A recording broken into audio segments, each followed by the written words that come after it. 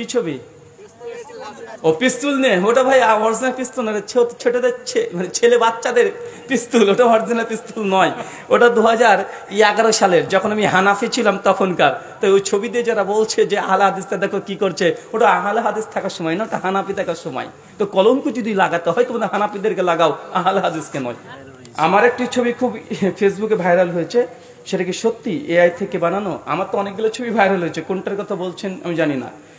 তবে যতগুলো ছবি আছে কোনোটাই এআই থেকে তৈরি করা না, কিছু তৈরি হতে পারে।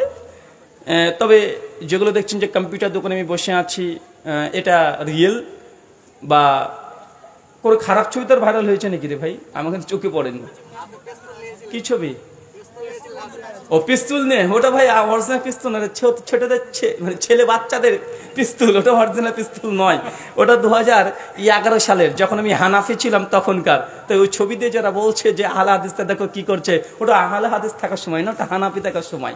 তো কলঙ্ক যদি লাগাতে হয় তোমরা হানাফিদেরকে লাগাও, আহলে হাদিসকে নয়। জি জি শেখ, তারপরে